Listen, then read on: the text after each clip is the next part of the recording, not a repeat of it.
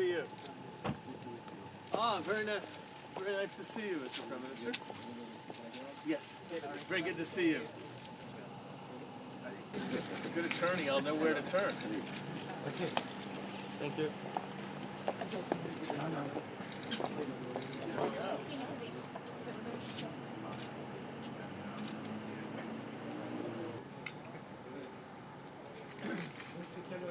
Monsieur le Premier ministre.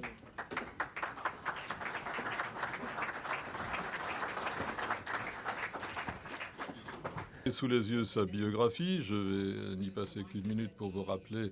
Le G20 ne devra pas se limiter à une meilleure coordination des plans de relance ou à un simple agenda sur la régulation financière internationale. Il faut qu'à l'occasion du G20, on envoie des signaux très forts à la communauté internationale. Il ne faut pas commettre à Londres les mêmes erreurs que celles qui ont été commises en 1933. Et c'est le Premier ministre d'un pays qui est régulièrement soupçonné de tentations protectionnistes qui vous le dit. Nous ne devons pas céder à la tentation du chacun pour soi. Ne peut nier les avantages que nous a apporté la mondialisation. La régulation ne s'oppose pas au marché, au contraire. La régulation, au fond, fiabilise le marché, elle le renforce.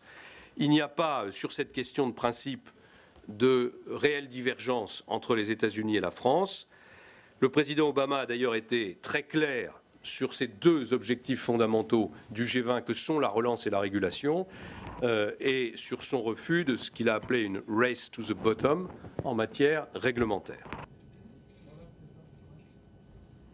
Parce que l'augmentation des ressources du FMI doit s'accompagner d'un renforcement de sa légitimité politique, nous pensons qu'il est temps de passer à un processus ouvert et transparent de sélection de ces grands dirigeants et de renoncer aux règles implicites de partage des postes. Je veux vous dire que l'Europe y est prête. Elle compte sur la même résolution de la part des États-Unis s'agissant de la Banque mondiale.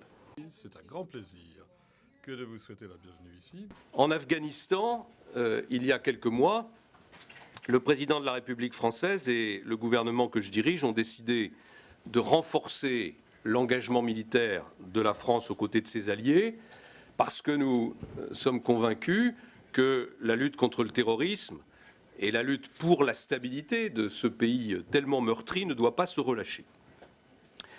Depuis les années 90, vous savez que la France est progressivement redevenue un des principaux contributeurs de l'OTAN et la décision que nous venons de prendre et sur laquelle j'ai engagé il y a quelques jours la responsabilité de mon gouvernement avec succès, sinon je ne serais pas là pour vous en parler.